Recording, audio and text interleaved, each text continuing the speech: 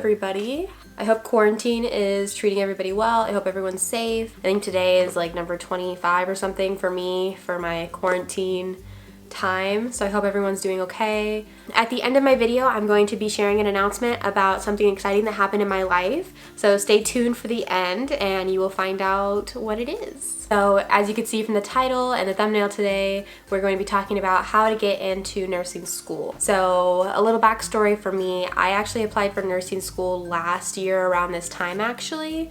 To start in the fall of 2019, and I actually didn't get in my first time, and then I reapplied to start in the spring of 2020, which I did because this is my first semester. So I've definitely been around the block for applying for nursing school and stuff, so I've been there and I want to share some tips with you guys on how to succeed in your application for nursing school, both with your prerequisites and also the application process. If any of you guys are new here, my name's Corinne. I am a nursing student who likes sharing videos of my life through nursing school, as well as tips and tricks for getting through nursing school, and also hopefully traveling if this coronavirus decides to go away. I'm trying to get to 100 subscribers at this point. I think I'm at like 46, so thank you to everybody that's subscribed so far. So please like and subscribe and leave a comment, and let's just get right into this video. Okay, so my first tip, and this is like probably the most important tip that I have, figure out what your school requires. And I know that sounds kind of like obvious, like yeah, obviously I need to know what my school requires, but you need to figure out exactly what they're going to be looking at when they're looking at your application. So like for me, my school looked at my GPA for my prerequisites, so like my science classes and stuff. The next thing that they looked at was my overall GPA. So that counted for all the classes I had ever taken in my college career. And then after that, they focused on my TEAS test. For anybody that doesn't know, the TEAS test is like a standardized test for most nursing programs that it's like another way for them to like rank us, to figure out like if you would be accepted or not. So some schools have a higher TEAS score minimum, other schools maybe have a lower. So like I know some community colleges, maybe their requirement's only a 55 to apply, whereas other schools you need at least like an 80 to an 85 to apply. So just knowing what the requirements are is super, super important, because like I was saying, my school looks at TEAS score last and my prerequisites first.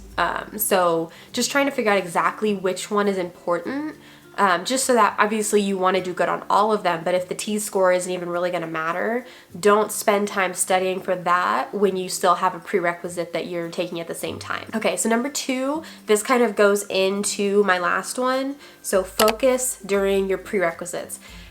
I have seen a lot of people that don't think the prerequisites matter because they think, I'm just going to learn everything in nursing school. Why do I need to focus on my prerequisites when I'm just gonna, like, I'll get there eventually. The problem is if you don't do super well in your prerequisites, it's going to make it very difficult for you to get into a nursing program to even learn anything. So just really focusing, trying to learn as much as you can, absorb all of the material, and try to get as good of grades as you can. And kind of going into number 2, number 3 is don't rush your prerequisites. So when I say that, when I took my prerequisites, it actually took me not a super long time, but it took me a while to finish all of them. So for my program, I had to take basic biology, chemistry, anatomy and physiology, and then microbiology. Those were the 5 like main science courses that I had to take. I could have taken chemistry and anatomy at the exact same time, and then also taken physiology and microbiology at the same time.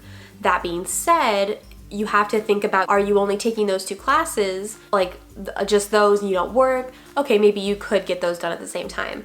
Or are you working full-time, having to maybe care for like a family or like whatever your thing is, and you want to take those 2 classes and you have to be a full-time student? Try to distinguish where you fall. Me personally, I worked and I was a full-time student, so I took each prerequisite one at a time, and that's how I was able to do well in those prerequisites. I personally would not want to take multiple of those classes at once, because my goal was to do as well as I can in those classes, because if I didn't, I couldn't get into the program. So like, yes, you can take them all in a year and a half and get B's and C's, it's very hard for you to get to a program with B's and C's. I hope does that make sense? Okay, so number 4, if you already have a full-time job, then obviously this might not be possible, but number 4 is becoming a tutor. So I actually ended up being a tutor for my physiology class after I finished that class. I still had my microbiology class to take after that. And it was honestly such a great experience. You get to work with a lot of other like tutors that obviously know so much that are in similar fields as you. And also you just get to kind of relearn the material in a different way. So for like me, my community college had something called an ETC program, which is like kind of similar to tutoring, but every tutor works with one specific class. So like I worked with the same teacher, that one teacher that I took it with originally. And so I was relearning the same exact material. I was having to learn it in a different way because I was having to help teach other people that material. So I was having to reiterate it to somebody, and in a way it helped me learn. And now that I'm in nursing school, I'm realizing how much of that information I retained so much more just from the tutoring and not just taking the class. So I would definitely like recommend that to anybody that's able to. And going with the tutoring. Number 5, volunteering is another great way.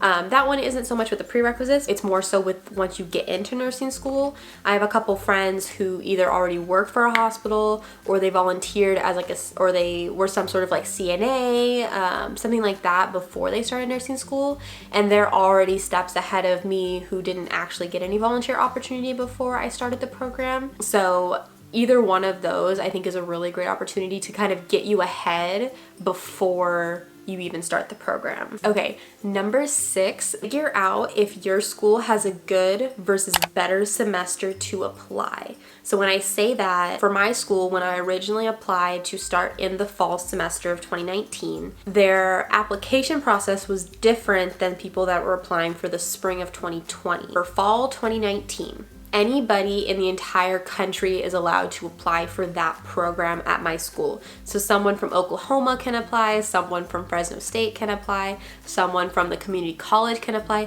Anyone is able to apply. So when they got those applications, there was 600, 700, 800 people that were applying for this program.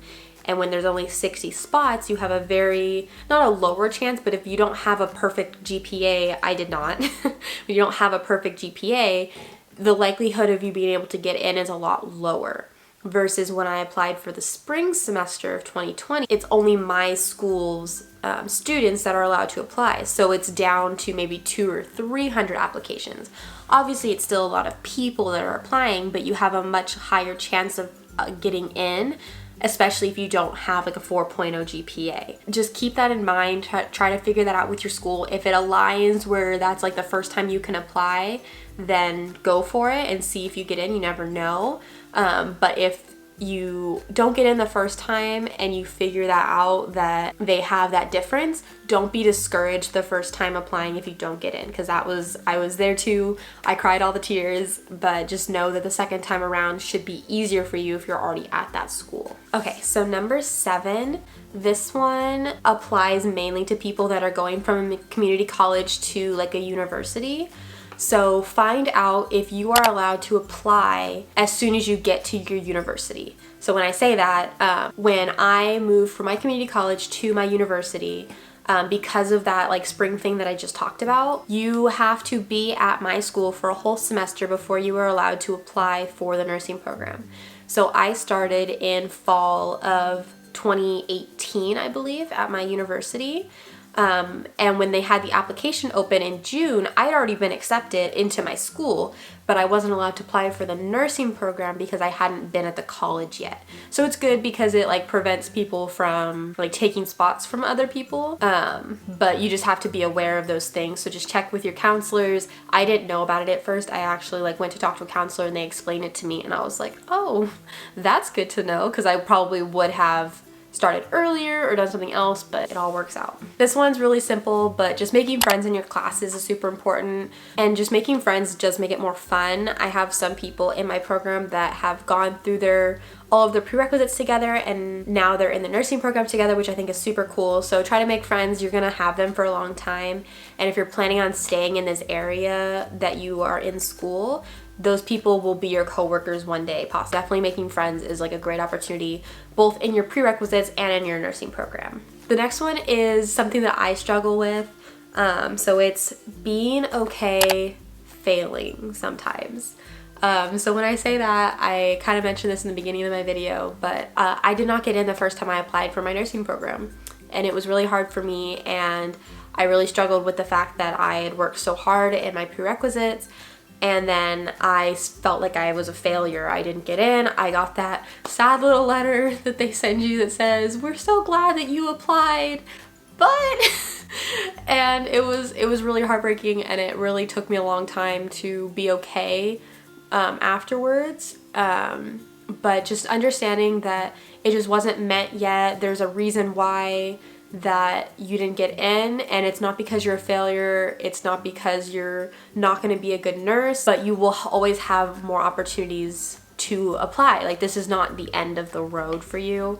So just being okay with failure is hard, but it's important, like, to grow as a person. So okay, so the next ones are kind of like going together. So becoming a planner is really important when you are taking all of these prerequisites. They are tough, they kick your butt. To me, sometimes I think about them and I'm like, these classes were harder than nursing school. But it's okay, just become a planner, be organized, figure out when your due dates are, especially with like applying for schools and stuff.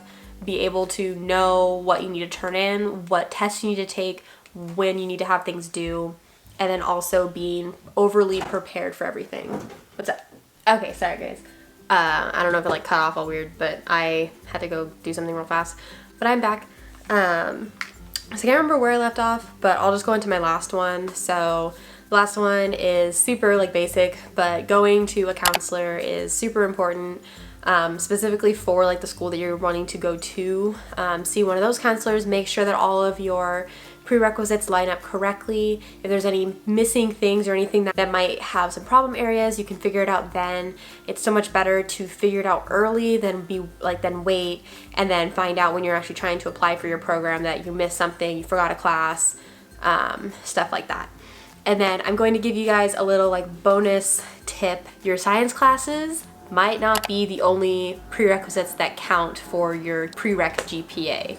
When I originally started taking my classes, all of my friends thought that the school that I was planning on going to just looked at our science course GPA. Well, that wasn't true. They looked at our statistics class, they looked at our English class, they looked at a sociology class that we took, and then also I think there was another one, but they looked at a couple other classes as well as our science classes. So I had a couple friends that they had A's in all of their science classes, but then those other classes, they didn't care about them as much. They didn't focus on them, so they had B's and C's, and that lowered their prereq GPA kind of low, and so it made it harder for them to get into their programs.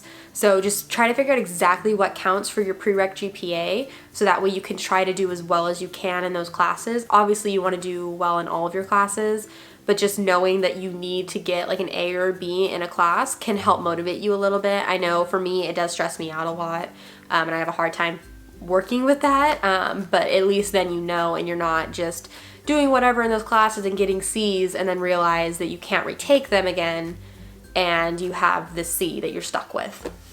So those are all of my tips. I hope they were super helpful for some of you guys. If they were helpful, please leave a comment and let me know. I love hearing from you guys. So thank you to anybody that's been commenting and liking and subscribing. I encourage anybody that has been watching, please like and subscribe this video. I'll have my Instagram right here. And yeah. Okay, so thank you to anybody who stayed till the end. So I wanted to share some exciting news with you guys that just happened over the past like couple days, weeks or so, since kind of all of this coronavirus stuff has happened. As some of you guys know, I do work for American Eagle. I work for their store in my hometown, and I love it so much. I have gotten promoted to be time sales lead in Aerie, and I've enjoyed it so much. But recently I got a new promotion, I guess you would say, as my stores and also for the region's social influencer. So I will be posting Instagrams and stuff like that, wearing their clothes and promoting the brand. And honestly, like, this brand is so amazing. I love it so much. And so I'm so like grateful to be considered for this position and to have this position. I'm gonna be working with so many like different creators all over like the country, and creating this amazing content for everybody that likes and subscribes like to my channel and also to my Instagram. If you guys want to follow me. But yeah, it's like such a great opportunity for me. I think it'll be really fun because I'm trying to combine like social media and stuff into my nursing school life and everything. And then this was just like the icing on the cake. So I just wanted to thank American Eagle for giving me this opportunity. It's gonna be so fun. This isn't like, I'm not getting paid for saying this or anything. I just wanted to like let you guys know.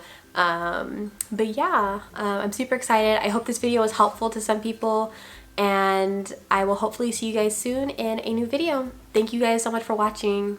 Bye.